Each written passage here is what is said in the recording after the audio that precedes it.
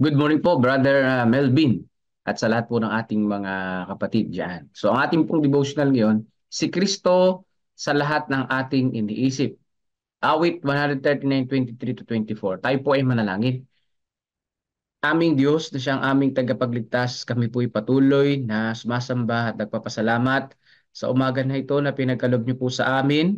Kami po ay gagawa sa inyong gawain, mag-aaral ng inyong po mga salita. Natulungan niyo po kami na sa lahat ng aming iniisip, ang inyong kapurihan, ang aming number one target, at kayo po ang patuloy naming pasasalamatan sa aming buhay. Salamat, Panginoon, sa pribilehiyo na ito na pinagkaloob niyo po sa amin at sa pagdinig ng aming dalangin sa banal na pangalan ni Jesus. Amen. So sabi po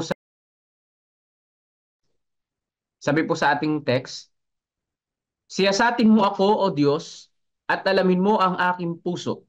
Subukin mo ako at alamin mo ang mga pag-iisip ko. At tingnan mo kung may anumang lakad ng kasamaan sa akin. At patnubayan mo ako sa daang walang hanggan. So, totoo mga kapatid, no? Kailangan natin italaga ang ating sarili.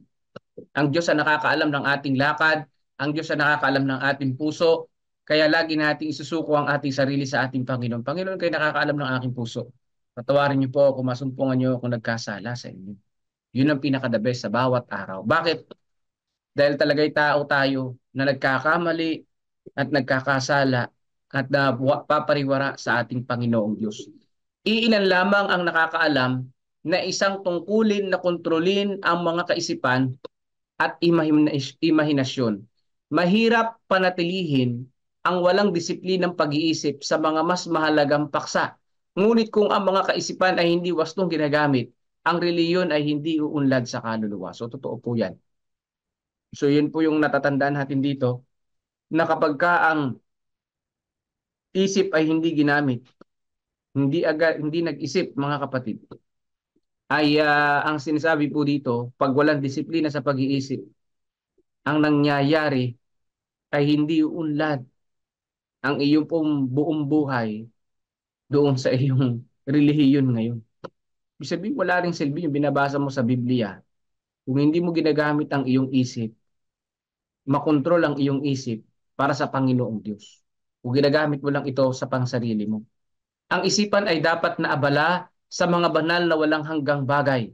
At kung hindi ay pahalagahan nito ang walang kabuluhan at mababaw na kaisipan. Ayan. Ang parehong intelektual at moral na kapangyarihan ay dapat na disiplinado at sila ay uunlad, mga kapatid, no? Uunlad sa pamamagitan ng ehersisyo. Dito, mga kapatid ko, nakikita ko na yung pinakapunto ng ating pong lesson, na ang dapat nating isipin, yung mas mataas na bagay, yung mas makabuluhang bagay. Hindi yung bigla ka na lang naniniwala sa maliit na chismis.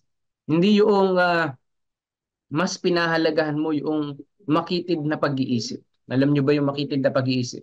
Ang akala niya siya yung pinagkikwentuhan. Ang akala niya ay galit sa kanya yung mga tao, pero hindi naman pala. Eh, kausapin mo yung mga tao, di ba? Kung talagang ikaw yung pinariringgan, kung ikaw talaga yung kanilang sinasabihan. So hindi dapat maging makitid ang ating isip. Hindi dapat tayo maging judgmental, kundi malawak ang ating mga isip, no? Disiplinado, naka-exercise. At ang lagi nating iniisip ay ang kapurihan ng Panginoon. Bakit naman ako makikinig sa kanila? Bakit ko naman sila papansinin? Basta't ako sa Panginoon ako sumasamba at wala nang iba. Di ba? Upang maunawaan ng wasto ang bagay na ito, dapat nating tandaan na ang ating mga puso ay likas na napakasama at hindi natin kayang gawin sa ating sarili na ituloy ang tamang landasin. Yan po mga kapatid ang tama diyan. Sa ating pong puso, lagi nating tatandaan na tayo ay nagkakasala sa Panginoon. Ang ating puso, sabi dito, likas na napakasama. Kasi nga naman, nung ipinanganak tayo, naipanganak na tayo sa pagkakasala. Pero nung nilikha ng Diyos si Adan at si Eva, yung ating human nature ay hindi naman talaga likas na masama. Naging likas na masama lang tayo nung nagkasala na ang tao hanggang sa nung maipanganak na, may likas na makasalanan tayo. Ibig sabihin, malaking porsyento na tayo ay gumawa ng pagkakamali. Kaya ang kakailanganin natin ay talagang itali ang sarili sa Panginoong Diyos. Ilagak ang sarili sa ating Panginoon. Sa pamamagitan lamang ng biyaya ng Diyos na sinamahan ng pinakataimtim na pagsisikap sa ating bahagi na maari nating matamo ang tagumpay. So sabi dito, paano natin kukuha ang tagumpay na ang pag-iisip natin nakafocus lang kay Jesus sa ating Panginoong Diyos sa pamamagitan lamang ng biyaya ng Diyos. Ang talino, gayon din ang puso, ay dapat na italaga sa paglilingkod sa Diyos. Siya ay may pang-aangkin sa lahat ng mayroon sa atin. Ang sabi po dito mga kapatid. Ano ang sabi dito mga kapatid? Yung puso natin, yung ating isip, yung katalinuhan natin, italaga natin sa paglilingkod sa ating Panginoong Diyos. Sapagkat sa Kanya lamang tayo magkakaroon ng tunay na kabuluhan. Importante at napakahalaga yung pong magtalaga sa ating Panginoong Diyos. Yung ating puso at isipan nakatuon sa Panginoon ay napakaganda niyan mga kapatid ko. Maalis niyan yung mga bad characters. Kasi bakit naman ako mag-a-action ng ganito? Bakit naman ako magsasabi ng ganito? Naglilingkod nga ako sa Panginoon, di ba? Iilan lamang ang naniniwala na ang sangkatauhan ay lumubog ng napakababa tulad nito o ito ay lubos na masama, na lubhang sumasalungat sa Diyos. Kung ano ito, kapag ang isipan ay wala sa ilalim ng direktang impluensya ng Espiritu ng Diyos, maaari itong hubugin ni Satanas ayon sa kanyang pagpili. So ang tamang kaisipan mga kapatid, ay tayo ay makasalanan. Tayo ay nalubog sa pagkakasala. Sabi po dito, totoo yan, iilan lamang ang naniniwala na makasalanan tayo. Ang iba iniisip nila, wala naman akong pinagkasalanan, mabuting tao naman ako, ito naman yung ginagawa ko, nagbibigay ako sa mahihirap, tumutulong ako sa mga nangangailangan. Wala akong pagkakasala kanino man. Wala akong pagkakasala sa Diyos. Pero ang sabi doon, kapag ganun ang ating kaisipan, ang kaaway o si Satanas ay huhubugin ang ating isipan na huwag tayong pumili sa Panginoong Diyos. Yan yun mga kapatid. Huhubugin yung ating kaisipan na tayo ay malinlang ng kaaway. Ang lahat ng kapangyarihan ng pag-iisip na kanyang kinokontrol ay kanyang gagawing makalaman. Siya ay direktang salungat sa Diyos sa kanyang panlasa. Pananaw, kagustuhan, gusto at hindi gusto, pagpili ng mga bagay at hangarin, walang gana sa iniibig o sinasang-ayunan ng Diyos, kundi isang kaluguran sa mga bagay na kanyang kinasusuklaman. So sabi po dito mga kapatid, kapag ang ating pong kaisipan kinokontrol ng laman, talagang kasalanan ang bunga nito. Pero kung ang ating puso't isipan ay nakatuon sa Panginoon, ay nakokontrol ng Panginoon, ay hindi ibig sabihin mga kapatid nakatalaga sa Panginoon ang puso't isipan natin na lahat ng ating ginagawa nakabase sa kalooban ng Panginoong Diyos, sa kagustuhan ng Panginoong Diyos, sa layunin ng ating Panginoon. Ang sabi po dito ay siguradong lalayuan natin yung mga kasuklam-suklam na bagay. At ang kaibig-ibig sa mata ng Panginoong Diyos yung ating gagawin. Dahil kung ano ang iniisip natin, kung ano ang nasa puso natin, kadalasan yun ang ating ginagawa. Di ba? Kung ano ang nasa puso at kung ano ang nasa isip natin. Kung si Kristo ay nananatili sa puso, siya ay isa sa lahat ng ating pag-iisip. Ang pinakamalalim nating iniisip ay tungkol sa Kanya, sa Kanyang pag-ibig at sa Kanyang kadilisayan. Pupunuin niya ang lahat ng silid ng isipan. Yan ang napakaganda. Kung ang Panginoong Hesus ay nasa puso natin, pupunuin ang ating pag-iisip ng puro pag-ibig, puro pagpapatawad. Yan. Kaya sa mga taong hindi mapagpatawad, maaring ang ating isipan ay hindi nakatuon kay Kristo. Maaring ang ating buong pag-iisip nakatuon sa ating sarili, sa ating pride, na lagi nating sinasabi, lagi nating iniisip, bakit ako ginanito? Bakit ganun? Nasaktan ako? Hindi dapat ganun. Ibig sabihin, sarili mo ang iniisip mo. Sa tuwing ikay nakikipag-away para sa iyong sarili, sa tuwing pinagtatanggol mo ang iyong sarili, Sa tuwing talagang dinadamdam mo, na, sinasabi mo na puno na ako, umapaw na, nagalit na ako, kapag laging ganun ang iniisip natin at sinasabi natin, ang ating isipan ay okupado ng makasariling pag-iisip. Pero kung ang isipan ay okupado ng ating Panginoong Hesus, ang pagpapatawad at pag-ibig ay pupunuin ang silid ng ating pag-iisip. Kaya makikipag-away ka ba? Kaya hindi ka ba makakapagpatawad? Makakapagpatawad ka, puno nga ang isip at puso mo ng pagpapatawad, ng pagmamahal, eh. Di ba? Eh bakit ka magagalit?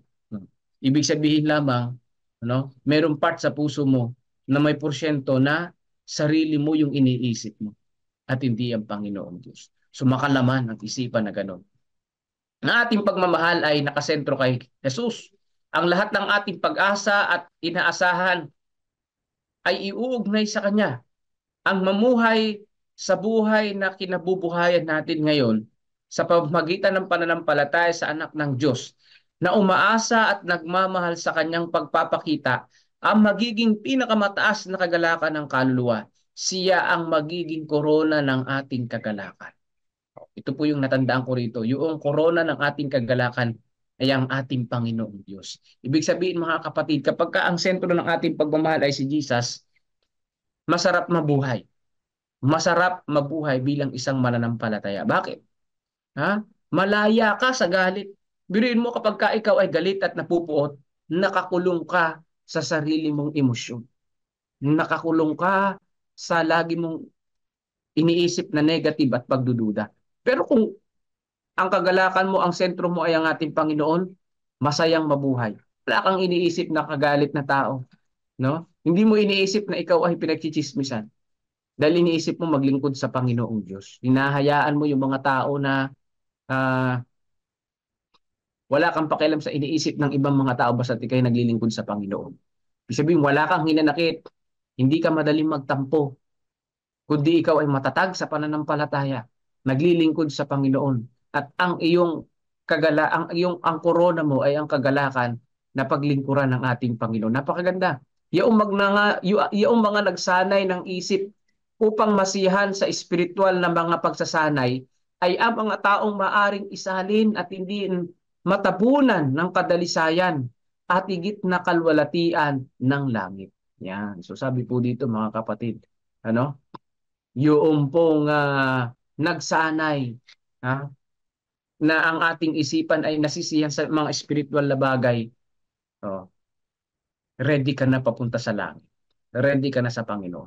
Pero ikaw ay kung puno ka ng galit, puno ka ng iniisip sa sarili mo, puno ka ng pagtatanggol sa sarili mo, puno ka ng pride, I don't think so na handa kang pumunta ng langit. Dahil ang pagpunta sa langit, mga kapatid, iniwawaksi ang lahat ng yan. Ang puso ay may pagpapatawad. Ang Panginoong Diyos, mga kapatid, no? Umakyat sa langit.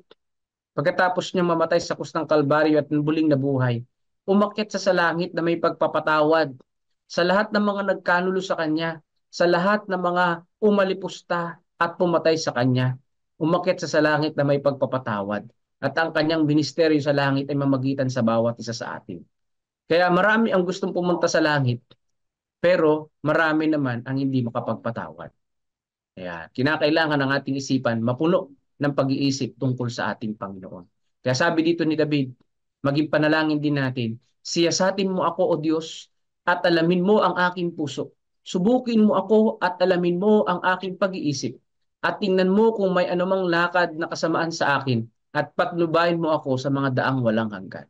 Patawarin nawa tayo ng Panginoon at tulungan tayong Kanyang gabayan tayo sa tamang landas ng ating buhay at siya lamang ang ating paglilingkuran at wala ng iba. Pagpalain tayong lahat ng ating Panginoon at happy midweek po sa inyo pong lahat. Isama natin sa panalangin yung Pathfinder Campuri ng mga kapatid natin dyan sa Lupaw. Kaya na-invite tayo na mag-speak dyan. Sama natin sa panalangin na hindi maging maganda ang panahon, hindi umulan mamayang hapon sa ating paglalakbay papunta roon. So isama rin natin sa panalangin ang kalusugan ng bawat isa. Medyo uso ang sipon o medyo sinisipon-sipon. No? Ingat tayo lahat mga kapatid. Panatilihin nating malakas ang ating resistensya. So God bless po sa inyo pong lahat at ibigay na natin ang pagkakataon kay Brother Melvin Bilasano. Maraming salamat po mga kapatid.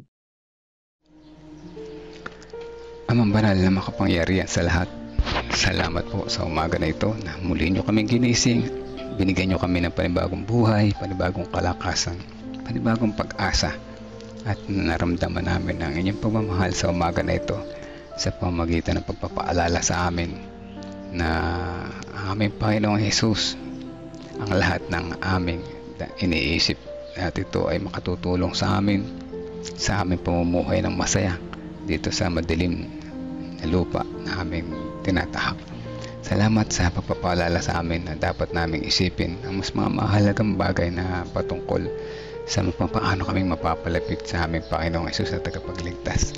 At salamat din sa pagpapaalala sa amin na palagi kami mag-isip ng positive na bagay at hindi ng negative, sapagkat ito ay makatutulong sa amin para maging masaya ang aming pamumuhay. At kayo din salamat po sa pagpapaalala sa amin na kami dapat ay maging masayahan ang aming isipan sa mga espiritual na bagay, upang sa ganun kami ay na maramdaman namin na tama ang aming landas na lalakaran patungo dyan sa inyo sa langit na bayan. Maraming salamat po sa aral. Maraming salamat po sa ibinigay niyo sa amin sa umaga na ito, na ito ay naway aming patuloy na matanim sa aming puso't isipan, maisabuhay namin at higit sa lahat maibahagi din naman sa iba. Ito po ay magagawa namin sa tulong po ninyo, sapagkat sa aming sariling kakayahan kami po ay walang kakayahan at kinalaman. At samahan niyo po kami upang kami ay magtagumpay sa aming mga lakad sa bawat araw. Salamat po sa inyong pagmamahal sa kabila ng inyong kabutihan, Ama. Heto kami pa rin ay makasalanan. Humihingi po kami ng kapatawaran kung saan kami nagkulang at nagkasala. Sa pagpapatuloy, nais namin isama sa panalangin ng bawat isa na nakikinig ngayon, ang aming mga pamilya, ang aming mga gawain. Ingatan niyo po kami ilayo sa anumang kapahamakan sa mga nagtatravel, kagaya ni Ate Reby papunta doon sa kanilang medical, sa kanyang medical. Ingatan po sila sa daan, naway maging maayos ang resulta ng medical na ito, na magamit niya sa kanyang purpose ng kanyang paggagamitan, at hanggang sa kanilang pag-uwi sila inyong ingatan.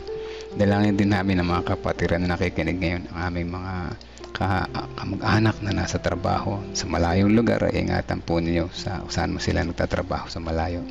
Patuloy namin sinasama sa panalangin ang Pathfinder Camp Rita sa Lupao, at samahan si Pastor sa kanyang pag-travel doon, at siya ay ingatan sa daan hanggang makarating siya doon ligtas, at nawang lahat ay mabless sa kanilang campuri. Patuloy din namin sinasama sa panalangin ang kalusugan ng bawat isa. Ang ilan sa amin ay nasipon dahil sa pagbabago ng panahon, naging maulan at malamig, at patuloy kami bigyan ng malakas na resistensya. Turuan kami sa aming mga dapat kainin at inumin upang kami maging malakas makapanlaban sa pagbabago ng panahon na ito. Amin din patuloy na sinasama sa panalangin ang iba pang mga pre-request ng kapatiran. Samahan kami sa aming araw-araw na pamumuhay. Ang aming panalangin para sa kagalingan ng mga may karamdaman naming mga kapatid. Healing and financial needs ang aming panalangin para sa husband ni Sister Christy Murillo Iyoyo. Kung ano man ang kanilang kalagayan sa mga panahon nito, kailangan po nila ng tulong ninyo. Naway pakita po sa kanilang liwanag, tamang daan upang sila ay hindi mabigatan sa buhay, bagkus masiyahan kahit na may mapagsubok na tumarating sa kanilang buhay. Ipakilala po ninyo sa kanila ang tamang paraan kung paano maging masaya kasama po kayo. Amin din patuloy din nadalangin si Jessie Miel Duque, kapatid ni Sister Angelita Duque Tablada. Siya po ay nasa banig din ng karamdaman, at inyo po siyang hipuin na niya mapagpagaling na kamay. Gayun din ang patuloy na pag-review ni Brother Romel. Nawa po siya ay samahan, bigyan ng karunungan na nagmumula po sa inyo, at hindi lamang ang kanyang mga plano sa buhay ay matupad niya pagkus kasama kayo sa kanyang plano. Patuloy din namin sinasama sa panalangin si Sister Lorna Cabietes. Total recovery at healing ang aming dalangin para sa kanya. Kaya din si Nanay Juning. Kasama namin sa panalangin si Nanay Juning at si Tatay Noel Alpindo, si Brother Ambet Ramos, si Baby Josiah, si Rodesia Cordova Tomas, Elria Lopez, Divina Rodriguez, si Wayne Ingrid Macanana, si Clorel Nabisilla, si Ana Rosbel Tolentino, si Gerald Gamboa, gayon din si Gary Mercado, si Estrella Gragasin, si Brid Renato Santos, si Claire Andaya, si Judilyn Ferulino, si Feli Domingo Cocheco, si Brother Lorenzo Cabiedes, Sister Lorna at Brother Monty Cabiedes. Kasama na rin si na Sister Ana Manuel na nasa banig ng karamdaman, si Christopher Umali Coderes, siya po ay nasa malubharing kalagayan, patuloy na kagalingan ng aming dalangin para sa kanya. Ngayon din si Ate G. Tinio Reyes, Sister Estrella Gargasin, kalakasan din ang patuloy namin panalangin para kay Kuya Bobby, Ate Lorna, Ate Gigi Concepcion, Gregorio Santin, Kuya Jerry Borbon, kay Ma'am Sheila Kasamurin, at patuloy na kagalingan ng aming kadala ang panalangin para kay na Sister Erica Eli Santos Rivera, Sister Tina Santos na may malubhang sakit, gayon din ng Sister Nora Magana, Sister Nena Salazar, Sister Adele, si Tatay Carlito Tomas, si Nanay Fina, si Tatay Rudy Rico Hermoso, si Tatay ni Pastor at ang parents ni Pastor Nelben at ni Ma'am Karen, si Ding Bautista, si Pining Eugenio Javier, si John Fulcheng, si Jinjin, Sister Percy, Sister Risa Enriquez, Sister Aimee Kilantang, si Ate Grace Amano na patuloy na nagpapalakas, patuloy na umaasa at nagtitiwala po sa inyo. Si Ate Grace Samano, si Ate Esther Lopez, Brother Benjamin, si Marilita, si Pichi, Renato Santos, ang family na Romnick, Olivia, Veronica at Rebecca Francisco, kasama na rin si Precious Kapasog, si Princess Jorquina, si RC, Sister Nena, Ate Sally Sanchez, Sister Janet Ontivero, Sister Gina de Guzman, Arturo Duque at Erlinda Duque. Ang mga kapatiran po na ito ay aming sinasama sa panalangin. Alam namin na kayo po ang nakakalam na aming mga kalagayan sa mga sandaling ito. Ipagkaloob niyo na sa amin ang aming kahilingan, di dahil sa aming gusto, pagkos alam namin na kayo ang pinakamarunong at mapagmahal na Diyos. Ipagkaloob niyo sa amin ang pinaka-the best para sa amin. Ito po ay aming hinihiling at pinasasalamatan, alang-alang na lahat sa pangalan na Jesus na aming tagapagligtas. Amen. Amen. Amen.